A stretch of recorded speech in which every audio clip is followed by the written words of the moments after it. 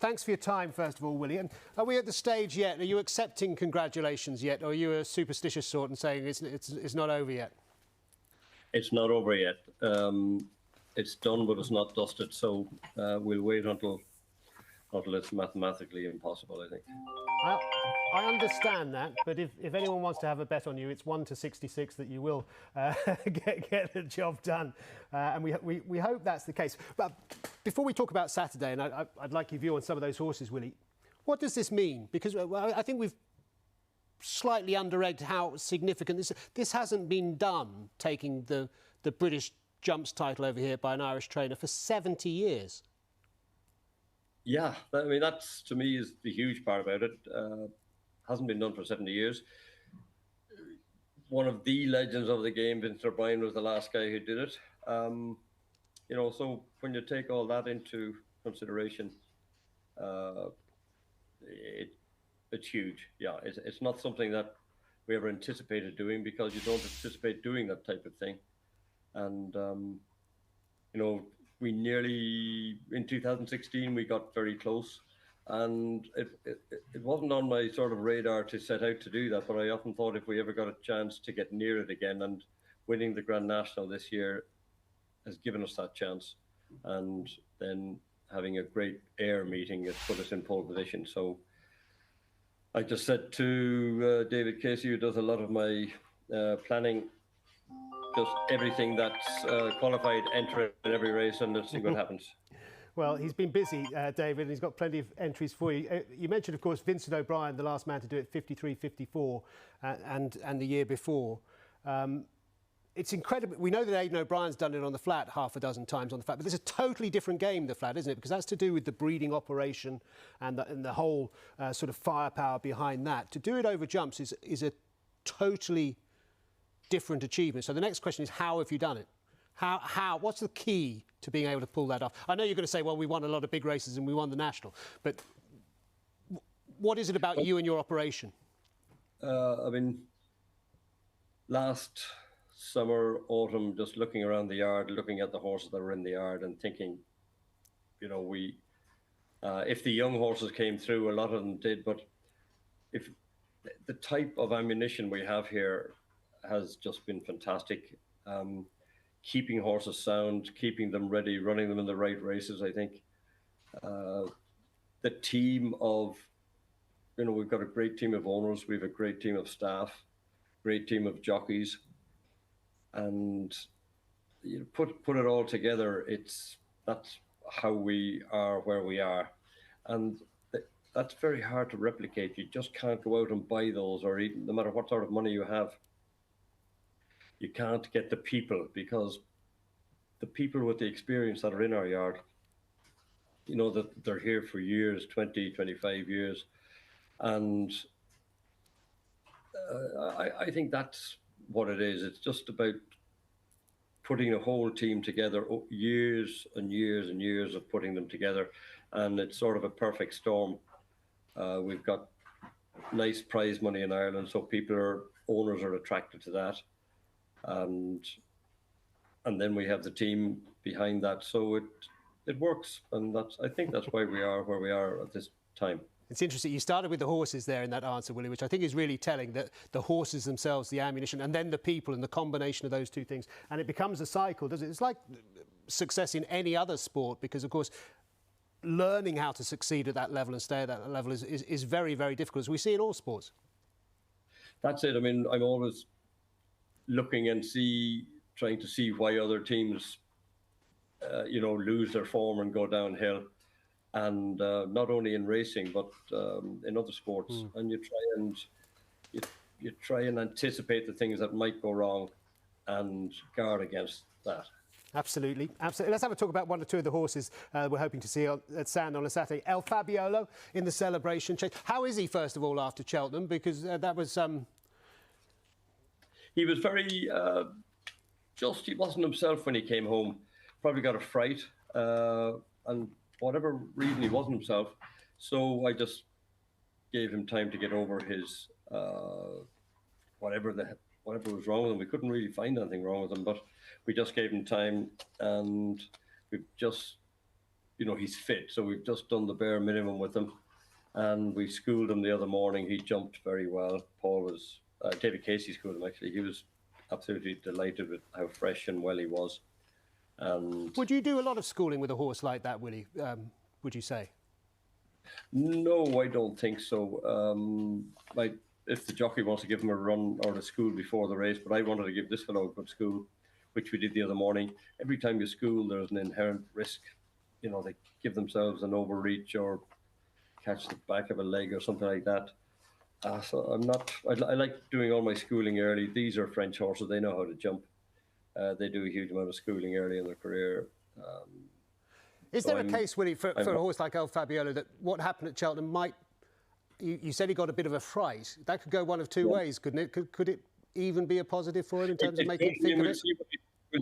We'll see what he does over the first 2 or 3 fences in Sandown. But, I think the way he jumped here the other morning, I was very happy, more than pleased. OK, well, Sandown will be a test, that's for sure. Let's talk about the Gold Cup, the Bet365 Gold Cup. You've got 3 in there. I think Paul's on Nick Rocket, is he? Was that his pick? No, I put him on Nick Rocket. Paul asked me to keep him for the Irish National. I did. So I was happy for Danny to ride Manila Cocooner because he'd ridden him very well in the Irish National. I think Paul knows Nick Rocket very well. And then we put, I think, Sean O'Keefe on Amy Deji. He's a nice weight, I think. And he'll have every chance going out to this trip. Yeah, absolutely. And you've got to keep your head in front, of course, on Saturday. Lots of chances for doing it. Is that part of how you allocate jockeys, Willie? Like who suits what horse? And it's not always as simple as best rider on best horse? Paul usually is first pick. And, I'm sure he probably would have picked this horse anyhow. But I just felt this morning that I wanted Paul on this fellow and I wanted Danny on Manila Cocooner. And... and I think Sean had ridden Amy Deji early in the season.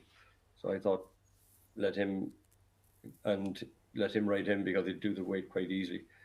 So it sort of picked themselves this morning, I think. OK. Just going back to the title and what it means to you. Vincent O'Brien, as we touched on back in '54, the last match. Have you got a taste for it though now, Willie? You said you didn't sort of start targeting it till the National. Would you think about it as a target now? Maybe, because a lot of my owners have said it to me over the years. Why don't you have a go earlier in the season? And but I believe in just letting this season finish out. Hopefully we'll crown it on Saturday, and then maybe during the summer we'll think more about it, or next autumn when the horses come back in. You've just sent a cold shiver down a lot of British traders' spines there, Willie, because it sows the seed. Like, why wouldn't I have a horse that trained by Willie Mullins that could target the best races in Britain and in Ireland? You're going to attract exactly that sort of owner. You already do, but perhaps even more. Possibly, but I always think, it's nice to have 2 or 3 horses for one race, and if you can get one there in good order, that's good. And if you start dividing them going across to Britain and different places, you just mightn't have the same year that you would normally have. So I'm always worried about that. OK. There's been, you'll be well aware, Willie, discussions about whether it's entirely healthy to have, superpower yards like your own who can enter so many horses in races like the National and races at the festival. What's been your take on those discussions? Does it annoy you? Does it surprise you? Does it humour you? What do you make of it all?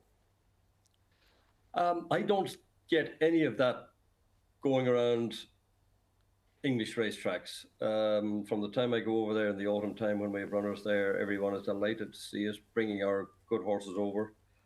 I don't get any of that English-Irish thing. They all want to come to Punchestown and Dublin Racing Festival and see all the good horses over a short period of time. That's the feeling I get. We're made welcome all the time. Every sport has dominating teams at times, and it's a cycle. It goes around, and they pass through the sport. I'm sure we'll be no different. We're trying to stay where we are as long as we can. Um, but you know, I think that's just the way it is. It's just the cycle that we're in at the moment. Well, it's no accident, though, is it? That cycle it's the fruits of brilliant planning and all the rest of it. What keeps you going, Willie? Because it's tough at this level. There's a huge amount of stuff that you're in charge of. The buck stops with you for all of it. So when you get up in the morning, what is it that puts the spring in the Mullins step every day? I think just having these really, really top-class horses. But I get a bigger thrill out of winning a small race for a smaller owner whose Gold Cup could be winning a bumper with one that he bred or his wife bred. You know, I think I haven't lost that fun that people get out of the small victories. And you know, so every day that we go out, even for the smaller tracks, I still see the fun in it, and that's something you can't lose. I think at times some people can maybe only want to win at the big race meetings, but I have that. You know, I still enjoy for the people involved in the smaller horses that it's their Gold Cup, and that's what they were hoping for, that breed a mare to maybe win a race or two and go back and breed from her again. So I still enjoy all that. That makes perfect sense, actually. But that's a very people-focused answer, Willie, isn't it? The joy that you're giving to people is a wonderful thing about your line of work, isn't it? That you can bring joy to people. Is there a level beyond which that's not possible? Is there a limit to the empire if that's one of the things that inspires you? No, but I think that's it. I mean, and also, I mean, we've so many people here. You have to keep the thing going and working to pay everything. I mean, but that's only a part of it. To me, I still get fun out of racing. I still get fun out of going racing, and I get fun from people. I like people, and you know, it's a great way of life.